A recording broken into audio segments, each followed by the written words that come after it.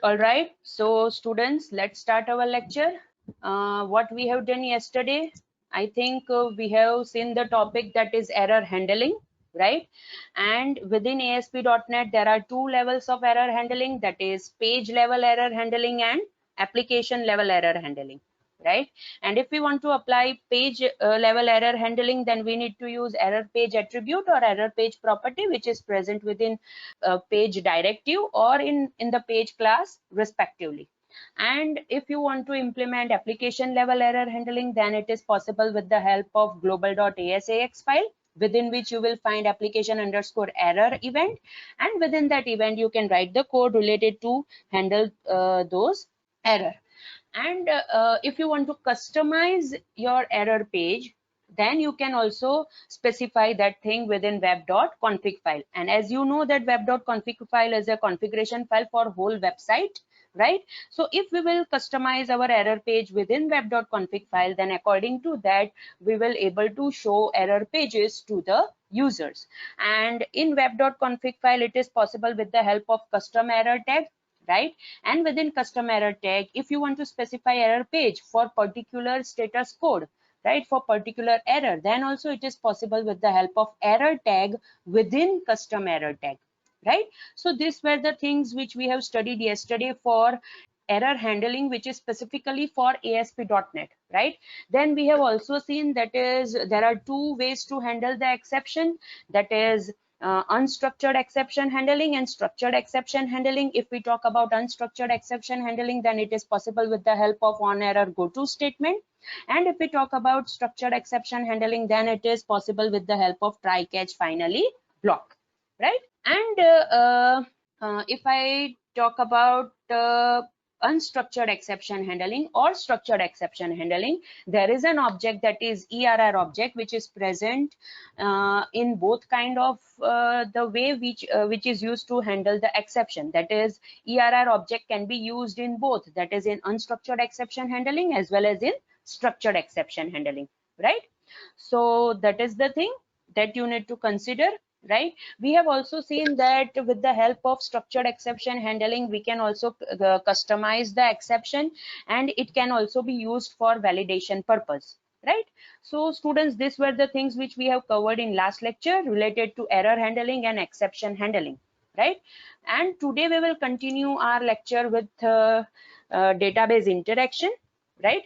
You have already studied database interaction and many different things related to the database in VB.NET, but in ASP.NET also it is there in your syllabus, that is unit 3, right? So today we will start discussion on database access using ADO.NET, right? So what is the scenario? If we have an application and if we want to access the database, right, then we need to write a query, right? And it is known as command for the database, right? Now this query can be either DDL or it can be DML, that is, it can be a definition language command or it can be a manipulation language command, right? So we need to remember that if we are having an application through which we want to access the database, right, then it is possible with the help of different kinds of queries that we are able to access the table or we are able to modify the table, right? Another thing is that there are two different kinds of application, that is 2-tier application and 3-tier application. If we talk about 2-tier application, then it is a simple client server kind of application. Means there is a server on which we have kept our application, right? And there will be the clients through which we are able to access the application which is present on the server, right? Now the another type of application will be 3-tier application, and nowadays all the application are created on the basis of this 3-tier kind of a thing, right? That is, as the name says, that it is a 3-tier, means there will be 3 different layers, that is client layer, business layer and server. Now client layer means we can say it is a presentation layer, means within which we are designing our application, we are designing our page, right? Business layer means we can say within which we are writing a particular logic, means we can say our code view, right? And the server over here, we need to take it as a database server, means as it is a database server, obviously we can say that it will contain a data store where we are able to store the data related to our application. right? So if we talk about three-tier application, then it is divided into client, business, and server. Again, if I talk about client, then it can also be said as a presentation layer, that is design. If we talk about business, then it is a kind of a logic, right?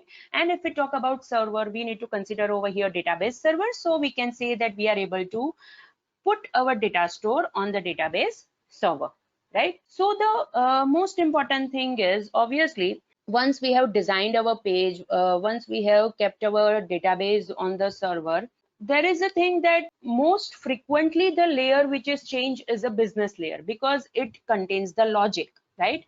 So if there is an error, if there is an exception within the logic, then we need to frequently change the business layer, right? So that is to be considered over here. So you need to remember that there are two types of applications that you can create, right? That is two-tier application and three-tier application. All right. Now, further we will see that how the ADO.NET object has evolved, right? Because it is not like that directly we got ADO.NET. Before ADO.NET, there were many different data access models that were created, which were used for database interaction, right? So the first model, that is data access model, that was created was DAO, that is data access object. And this model was used for local databases. Now, what is local databases? Local databases means the application and the database is present on the same machine, on the same computer. Then that kind of database is known as local database, right? Obviously, as it was the first model, there were many performance and functionality issues, right? Means people were not able to use that model perfectly to access the data. Maybe the application might hang on, because the as it was not a smooth interaction between the application and the database, right? So there were many different functionality issues and performance issues related to DAO. Obviously, as it was the first model, issues might be there. So after that, another model came into existence, that is RDO and ADO, right? So another model where that is remote data object, that is RDO, and another was ADO, that is ActiveX data object. If I talk about RDO, then obviously, as the name says, it is used to access the database which is present on the remote machine, right? Means the database is on the separate machine and your application is on the separate machine, right? And another was ADO, that is active data object, right? ADO was also designed for client server architecture, right? But there were some problem with RDO, right? So very soon ADO took over the popularity than RDO. So we can say that ADO was a good architecture, right, compared to RDO. But again, there were many different problems, right? Many different issues which were present in ADO also. Now, what were that issue? If I talk about the data storage, right, then data were stored in the form of record set. There was not a kind of data set which is present in ADO.NET, right? In ADO, there was a record set kind of a thing within which you will able to store only a single table at a time, right? Another thing was that it was connected data access. Connected data access means once you open the connection with the database, right, then you will not able to close the connection until and unless you have completed all the operations, right? But if we talk about ADO.NET, right, so that issue is removed, and within ADO.NET, as we know that ADO.NET is disconnected data model. Disconnected data model means once we will do the connection with the database, we will retrieve all the records in the data set and we can close the connection. And if we want to manipulate the data, we can manipulate those data within the data set, and after that we can update that data set to the database, right? So this is a kind of a thing which is present in ADO.NET. And within ADO, it was the problem that we cannot retrieve all the data within any of this kind of a container, right? So once we open the connection, we have to perform all the operations, though it lasts for a 1 day or it lasts for a couple of days, right? Then too we have to keep our connection open. And After all the operations are completed, then we were able to close the connection. Now, if we keep the connection open for a long time, then obviously database security will be an issue, because if our connection is open and if some person try to manipulate the database, right, then that person can use our connection and make changes within the database. Another thing was obviously network traffic. Due to network traffic, this ADO object was not able to handle many different queries, right? And another thing was productivity issue. Productivity issue means we can say the number of users that can connect at a time with the help of this ADO object. It was like that it was about to support only 100 users, right? And if the users increases, then ADO was not able to respond as expected. So these were the issues which were present in ADO model, and that's why ADO.NET came into existence. Again, I repeat, to remove the issues that are present with ADO, ADO.NET model came into existence, where we can say that ADO is a connected data model, whereas ADO.NET is disconnected data model, right? Productivity is increased within ADO.NET. Security issues has been removed, because as it is a disconnected architecture, means there is not a problem of that all the time the connection remains open, right?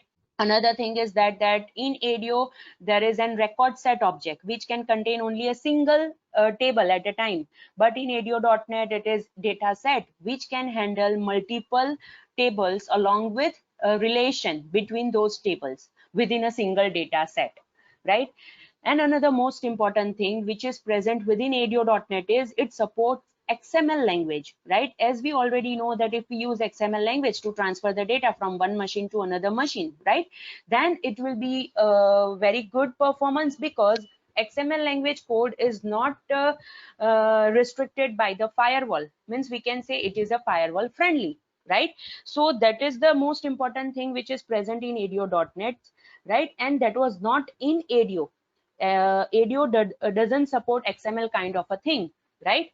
So when it comes to transfer the data within the network, or when it comes to transfer the data from one machine to another machine, then there were issues within ADO object, right? So this is how all the limitations which were present in ADO were removed in ADO.NET, right?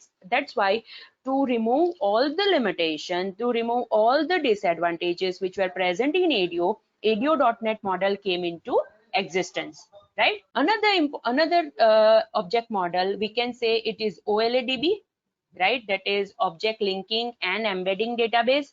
As we know that if we want to perform connection with Microsoft Access, right, then we can use this OLADB object. If we want to store our data within Excel file, then also we can use this OLADB object, right? Means we can say that if we want to store the data other than the database, obviously OLADB supports database, but if we want to store the data in Excel or in some other kind of container, right, then at that time we can use this OLADB object, right? So this is how the evolution of ADO.NET came into existence, and which were the model, or more precise, which were the objects which were created before ADO.NET, right? That is DAO, RDO, OLADB, ADO, and ADO.NET, right? Now, if we talk about ADO.NET, which is disconnected model, right, then we know that according to the kind of a database, we can use the data providers, right? And with the help of data providers, we are able to access the particular database. If I talk about SQL Server, right, then obviously if I want to connect with SQL Server database, I have to use the provider which is present for SQL Server database, and that is SQL Client. If I talk about Oracle, obviously ASP.NET, or more precise .NET, or more precise ADO.NET also support the connection with the Oracle database, right? And for that I have to use the provider which are particularly for that Oracle database. If I talk about OLADB, then also I have provider for OLADB, right? And if I talk about a general provider, that is a general object, that is ODBC, that is Open Database Connectivity. The full form of ODBC is Open Database Connectivity. We can say that ODBC can be used as a generalized object or generalized data provider, right? With the help of which we can interact with any kind of database. But the important thing is that if we use a provider which is specific to particular database, right, then it will be easy for the user, it will be easy for the developer, and obviously it will be easy for database as well as the application to interact with each other, right? That's why we need to remember that if we have a provider for that particular database, then we have to prefer that provider to interact with the database. For example, if I want to interact with SQL Server, then it is preferable that we use SQL Client provider. If I want to interact with Oracle, then it is preferable that the provider which is present for the Oracle, we have to use it, right? And we can say that OLADB is a generic provider, right? As I have told that if I want to access the data from the Excel file, or if I want to access data from Access database, then I can use OLADB provider, or more precise OLADB data source, right? So this is the thing with the with ADO.NET, that it has classes, it has more precise data providers which are related to particular database, and it also has a general provider which can be used for any of the database, right? All right, so this is the most important diagram of ADO.NET, right? It is we can say this diagram as an ADO.NET architecture, or it can also be said as a connected disconnected data architecture. It can also be said as an ADO.NET data model, right? So there are many different names which we can give to this diagram. Now, as you are able to see, this diagram is divided into two parts, that is connected part and disconnected part. If we look to the connected part, then all the things that are present within this part is related to the connected architecture, right? And if we look to disconnected part, then all the things that are present within disconnected part is related to disconnected architecture, that is the data set, right? Now, if we talk about connected part, obviously the first thing and the most important thing that is needed is data provider, because without data provider, we will not able to connect with the database. Without data provider, we will not able to interact with the database, right? So that is the thing we need to remember over here. Another thing is there are many different things, or more precise, we can say there are many different objects, right, that are present in connected part, because as we know that if we want to interact with the database, right, then we need to have a connection with the database, then we need to fire the query on the database according to the kind of the query. If the parameters is needed, means if it is a filtered query, right, means which contains a where clause, right, at that time we have to provide parameters for that particular query. And if we want to combine our query into a transaction, then that is also possible. Another thing is if we want to read the data from the data source, then we can use data reader. And if I want to store the data within the data set, then I need data adapter, right? So these are the things which are present in connected part. If I talk about disconnected part, then the most important object that is present in disconnected part is data set.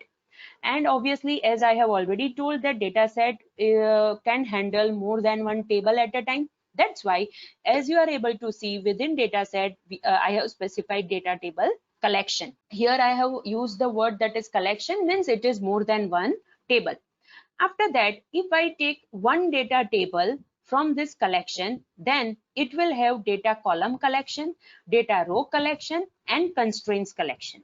Again, I repeat, if I take one data table from the data table collection, then obviously that particular data table will contain data column collection, because as we know that within a single table we can have multiple columns, so there will be data column collection. Within a single table, we will able to have multiple rows. That's why over here it is data row collection, and obviously we are also able to implement various types of constraints on a single table, right? So over here we can specify constraints collection, right? So these are the things which are specific to a single data table. right? And there are multiple data tables like this which are present in data set. And if I want to maintain the relation between those tables within the data set, then it is possible with the help of data relation collection, right? So this is all about connected and disconnected part. Now the another thing is that if you look over here, right, that is below the connected part, it is specified data store, and below disconnected part it is specified that is XML. Now as we know that data source, we can say it as a database, right? And obviously it is present with connected part, because if I want to interact with the database, right, then obviously first of all I need a data provider, and with the help of data provider I will open the connection with the database and I will perform all my operations on the database, and then I will close the connection. Means if I want to interact directly with my data source, if I want to interact directly with my database, right, then it is possible with the help of this connected part only, right? And if I talk about XML file or XML that is written below disconnected part, it is present in disconnected part because XML kind of a thing for our table can be created with the help of data set, right? Means from data set I can create an XML file, right, which will contain all the tables, its records, right? And that particular XML file I can send over the network to another machine. Within that machine, then again that XML file will be converted into the data set, and that data set can be updated in the database, right? That's why XML file is present with disconnected part.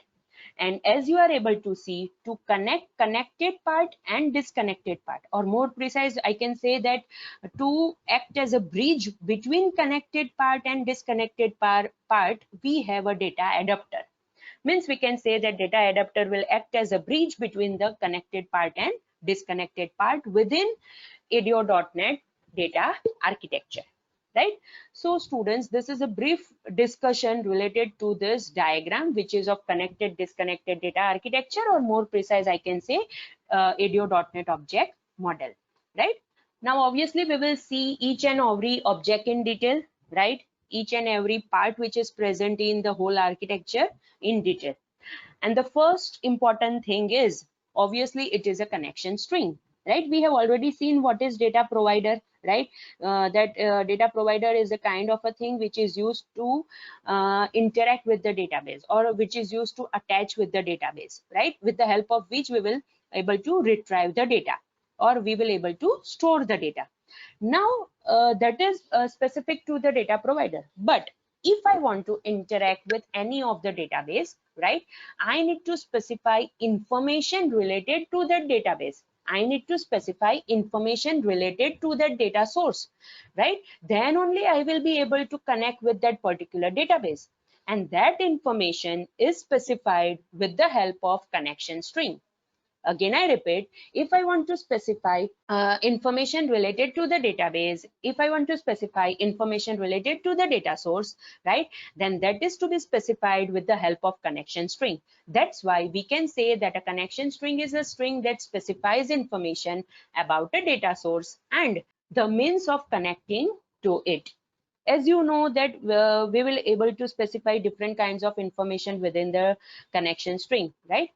For example, we can specify our attached DB file name, means the database file to which I want to attach. We can also specify connection timeout, that is the time up to which we will try to connect with the database. If we are not able to connect with the database within that particular time, right, then automatically the connection will be not done.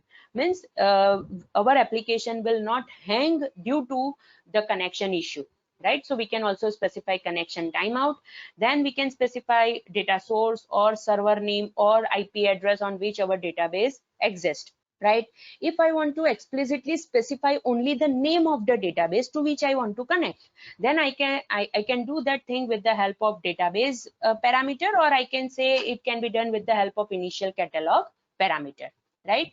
If I want to implement security, then I can use any of the two parameter, that is trusted connection or integrated security parameter, right? And another thing is that is persist security info. This parameter specifies that whether I want to store my username and password, which is related to the database, within the connection string itself or not, right? Because if we don't store username and password within our connection string, then what will be the scenario? Every time we are when we are trying to connect with the database, at that time it will ask us username and password, right? So it will become a headache. So sometimes it is possible, and if it is more secured type of database, if more security is needed and we don't store username and password within connection string, then it will work. But it is, if it is not like that kind of scenario, then it is preferable that we store username and password within the connection string, right? So these are various parameters which we can have within the connection string, right, if we want to connect with some particular database. So we can say that if we specify connection string, then at the time of connection, the database to which we want to connect, right, and the security information which is needed to connect with that particular database is present within the connection string, right? So it will be easy with connection object, right, to connect with the database. So this is the thing which we need to consider about connection string, right? Now here I have listed some data providers, and along with that the namespaces which are used for that particular data providers, and within those namespaces which are the classes that can be used for database interaction, right? So if I talk about SQL Server database, then the namespace that can be used for SQL Server database is system.data.sql client, and within this namespace there are different kinds of classes, that is SQL connection, SQL command, SQL data adapter, and SQL data reader. If I talk about OLADB, right, OLADB data provider, then the namespace which is present in .NET framework for OLADB is system.data.oladb.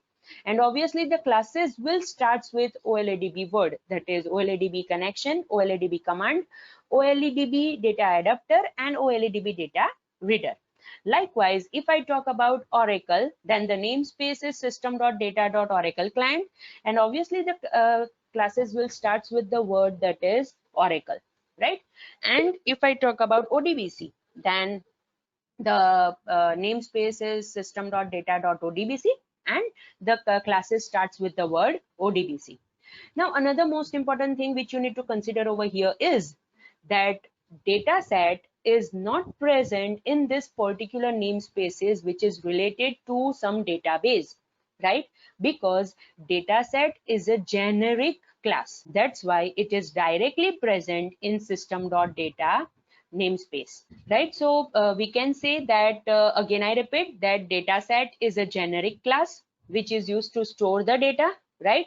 So it is present in system.data namespace. It is not present in a specific namespace which is related to the database, right? All right, so this is all about the data provider and their namespaces and the classes which are present within that namespaces. All right, now if we move on to particular objects which are present in this architecture, then the first object that we need to consider is connection object, because we know that if we want to interact with the database, then the first important thing that we need to do is to establish the connection with the database. Without establishing the connection with the database server, we will not able to fire any query on the database. So the most important object for our database interaction is connection object, right? It is used to establish the connection with the database. All right, and if we want to establish the connection with the database, then we need all the information which is related to that particular database, right? And that information is provided with the help of connection string to the connection object, right? So if we talk about connection object, then another important thing which we need to consider over here is connection string, because without connection string, connection object will not come to know that where is our database, what is the name of the database, whether the security is needed or not, what is the server name, or what is the data source where our database is present, right? So these are the informations which we get from the connection string. That's why within the connection object, the most important thing that we need to consider here is connection string. right? Now there are obviously, if it is a class, if it is an object, then there will be properties and methods which are present within this object. So the first property is connection string. As I have told, that if we want to specify information related to the connection, related to the database, then we can use this connection string property. Another property is connection timeout. Obviously, this connection timeout property, we need to specify that up till what time we will try to connect with the database. If within that particular time duration we are not able to connect with the database, then the task will be terminated, the operation will be terminated, right? So that is the thing. Another is database property. It will store the name of the database to which you want to connect, right? Means it will have the name of the database to which you want to do the connection for further operation. And another important property is state, which will specify that whether the connection is open or closed, right? So these are the four properties which you need to consider within the connection object. And except connection string, all other properties are read only, right? So that this is also to be remembered over here. Now the methods that are present within the connection object is, that is first, if I talk about, that is open and close. If I want to open the connection with the database, then I can use this open method, and if I want to close the connection with the database, then I can use close method. When we will try to use open method, right? So before we fire this method, that is connection object dot open, we need to specify the connection string. Then only we will able to open the connection with the database. That's why we are specifying the connection string at the time of the creation of this connection class object, right? And the close method is used to close the connection. Means if all the operations are completed, we have fired all the query on the database, right? Then we can close the connection with the help of close method, right? Now another thing is, if I want to change the database, right? That is while the connection is open, if I want to change the database, then I can use change database method. Another two methods are, that is create command and begin transaction. As we know that if we want to fire any query on the database, then for that particular query I have to create the command, right? Means we can say that if I want to specify the query, that query can be specified within the command object. So if I want to create command object through the connection object, at that time I can use create command method, right? Now what is the scenario? What we are doing, first of all, we are creating the connection object. We are specifying the connection string at the time of the creation of the connection object. After that, we are creating the command object and we are specifying query within that command object, and along with query we are also specifying the connection object to which this particular command is to be attached, right? So now there are two ways. That is also the thing which we are doing till now, that we can specify the connection object at the time of the creation of the command object along with the query. But if I want to explicitly create the command object from the connection object so that it directly get attached with the connection object, then at that time I can use create command method, right? And with the help of this create command method, we will able to create the command and we will able to specify the query within that command. And as we have used connection object to create the command, so it will be automatically attached to that particular connection. And the last method within connection object is begin transaction. Again, as the name says, if I want to fire some type of query within a single unit, then I need to create transaction for all those queries, right? And if I want to begin the transaction, right, then I can use this begin transaction method, because before firing the query I need to inform the ADO.NET that these are the different kinds of queries that are to be considered into a single unit, and for that I will begin the transaction over here, right? So if I want to begin the transaction before firing the query, then obviously I will use begin transaction method for that particular connection object, right? So students, this is all about connection object, right? So let's do one thing. I think we will not able to complete command object, right? because as we have only 5 minutes. So if you have any query, right, you can ask me. I will solve your query, and after that we will end our lecture. So if you have any query, if you have any doubt, you can ask me.